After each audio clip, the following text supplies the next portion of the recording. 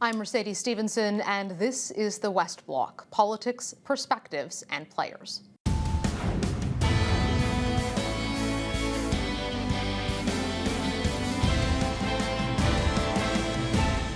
The two Michaels have been imprisoned for over 2 years now. Michael Spavor's trial was on Friday, and Michael Kovrig's trial is tomorrow. Canadian consular officials were not allowed to attend the proceedings against Spavor, who is accused by China of stealing state secrets. Prime Minister Justin Trudeau has called the charges trumped up. To talk about what is happening next in the shadowy journey of these two Canadians detained in China, we are joined by Kevin Garratt, who spent 775 days in prison in China. Prior to that, he spent 30 years living and working in Dandong province, which is where one of these trials is taking place. Kevin, thank you so much for joining us. A lot of Canadians are wondering what's happening behind the closed doors of the court right now. You've been through this process. What are the two Michaels going to experience? What they're experiencing, what Michael Spavor has already experienced, is being taken to the courtroom in shackles and handcuffs. Is exactly what happened to me. Going into a very probably dated courtroom, being a closed trial, just as mine was, means there would be 3 judges, a couple of prosecutors, his lawyer, a couple of guards, and probably an interpreter as well.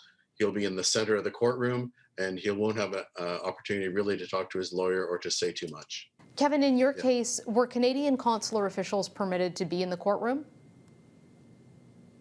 No, it was a closed trial, so there are no consular officials. What I was very thankful for was that a couple of consular officials stood outside the court building all day with my wife Julia and a couple of friends, including an American lawyer who was working behind the scenes on our behalf. And I was able to glimpse them both going in and coming out of the court building. So although they couldn't see me because the windows of the police van were tinted, I could see them, and that was a huge encouragement. And I understand what I've seen on the news is that the same thing happened with Michael Spavor. There was a contingent of diplomats and media outside. They all waved to him, and that would be a huge encouragement to him. What happens when you're actually going through this trial? It's not like our trials. It was a couple of hours. It wasn't months. It did not proceed over a long period of time. Do you even get a chance to defend yourself? Right.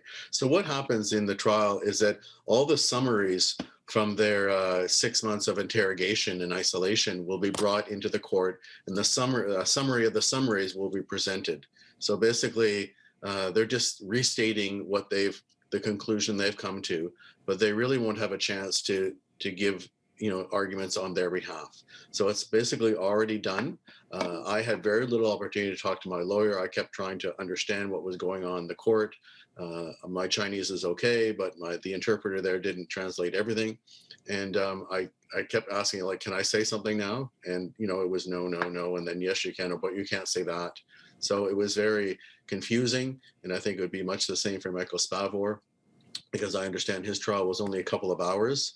And so a lot of it would be procedures they go through, and then reading of summaries probably, and then you're over, it's done. A couple of hours sounds like there's already a decision made. Doesn't China have something like a 99% conviction rate? I mean, this is not really a trial in the way that we would describe a trial. 9% conviction rate. And so really, in my opinion, what my experience is that what they are going through is just a formality to say they followed the law, which they did. They followed their law. And this is how they do it, so that the government or the judicial system is always correct in what they do. So there's no outside influence. Even in the first 6 months of isolation and interrogation, you have no access to a lawyer or anyone else to help guide you through that process. You only have fear and intimidation. What is the experience of being in prison like in China? Well, in prison in China, as I was there for 19 months in an actual prison, and then 6 months before that, what they call it, referred to as a block jail. And the prison is very basic. You have a wooden cot for a bed, maybe a thin cotton pad on the bed. There were 13 others in my cell, so 14 of us all together. Very small space, very little space, almost in some cots, no space between the beds. An aisle down the middle, so 7 wooden beds on either side, and you never leave the cell. Occasionally, they let you out into an outdoor court room area or court area, which is right beside, attached to the cell. The only time I really left the cell was a couple times for medical reasons, and then once a month for consular visits, which were 30 minutes and held in a meeting room in the prison itself. What is the emotional experience like of going through a trial where you know the outcome? You know you're going to be convicted. It's just a matter of time. I sort of had in the back of my mind that I would be convicted. I didn't really fully grasp that at the time. I went in with hope. Many people, thousands of people had prayed for me. I was praying and trusting in God and what I was going through, and that He had a plan and a purpose in it. But it's still very emotionally upsetting because you're not sure. They have threatened me with execution many times during the interrogation period. And I thought, well, they could do that. But I thought, oh, no, they wouldn't. But you go back and forth in your mind because no one's saying no. And even in the trial itself, it's very, really excruciatingly painful because you're not knowing what's going on. And for months and months, you had no information of what's going on. And that's the biggest thing, really, is just no knowledge, no information. You're in a vacuum. You don't know what's happening on the outside world. Some people are wondering, with this moving to the trial phase and the inevitable convictions, although we don't know when we might hear that information, does that make it more or less likely, in your opinion, that it's possible for the Chinese government to release these two men in some way that allows them to save face?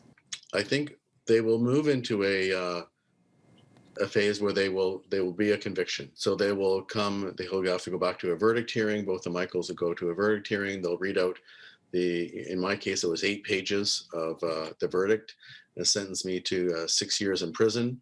And then 36 hours later, I was deported. So I would hope that something very similar would happen for both the Michaels. I can't predict that. There's no way I can, because it's really up to political situation. I think part of it is up to what happens with Meng Wanzhou here in Canada, and if she gets extradited to the US. But my prayer and hope is, the Michaels to remain strong, that they see that people are supporting them, that they would be, especially Michael Spavor right now, would be incredibly encouraged by seeing all the people, the media and the diplomats outside the court, and that he would know that people are standing behind him, praying for him, and that he has hope in that.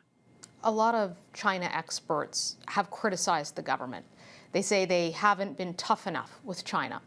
What are your thoughts on how Justin Trudeau and his government have approached this situation? I'm glad to see that the Canadian government is taking a more vocal and maybe harder stance for the two Michaels. In our case, it was very quiet for the most part. I think the media brought it up many, many times, and that was incredibly helpful. But I think the Canadian government had been very reluctant to kind of pressure China. I think now with the two Michaels, they are putting more pressure on them and speaking up, being more vocal, making sure it's brought up at every meeting and in the news. And I think that's a good thing. I really like that other countries are standing behind Canada with this, especially the US. And, President Biden saying he wants to see the two Michaels released. I think that's incredibly good. I think there's a balance. We can't try to bully China because they will just get their backs up. But I think there has to be pressure in front and also behind the scenes. And I think the Canadian government did a lot behind the scenes. Of course, I didn't know what was really going on for those 2 years, but I know that a lot was going on, a lot of private meetings and delicate negotiations. Kevin Garratt, thank you for sharing your time and what can only be an unimaginably difficult personal experience. You're a friend of the show, and we look forward to having you back again soon.